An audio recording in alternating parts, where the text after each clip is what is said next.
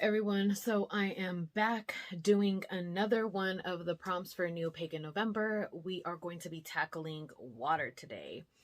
And water for me just seems very nourishing, very cleansing, and can be used for a variety of different purposes. And I think that everybody's probably going to talk about that. Side note, I am trying to not watch anybody's prompts that pertain to the ones I have not already done. So right now I have yet to even catch up, but I want to go and look at everybody's prompts up to the point of where I've done mine so that I can enjoy them that way. I don't want to bias what I'm going to say because I saw somebody else's. And I also don't want to put pressure on myself to say more because I want to cover every single base, because that's not what this is. This is not a guide to everything I think about and everything that I have done or think that people can do with water or any of the other prompts. This is just kind of like a brain dump when I think about that prompt. And I think I said this before, but I just wanted to say it again.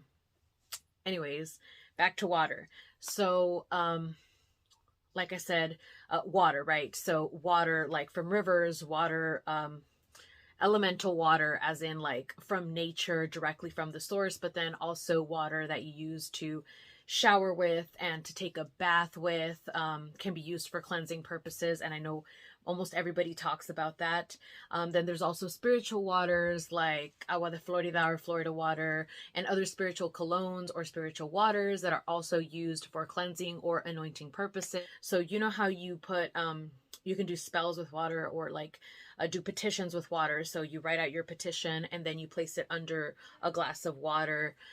Usually this water has already been blessed or put intentions into, which is why it's like a special water. And then you put in your petition, and then the water is, the way that I like to see it is the water is used in place of a candle. So you typically, or I typically would use a novena candle or a 7-day candle, as you would call her, any type of candle, put the petition under, then let the candle burn down.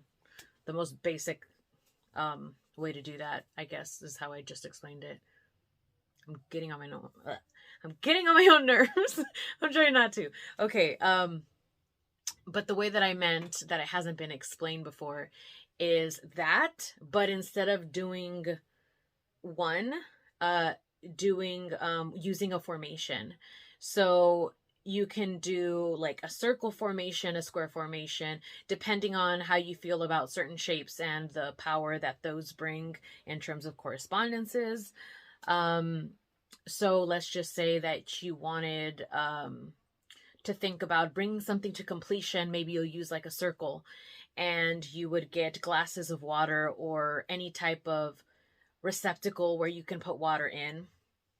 And my personal way of doing this, I wouldn't use anything that I would ever actually drink from. Like these would be things that I keep for only doing workings and nothing else, and nobody else would touch them. They would just be mine.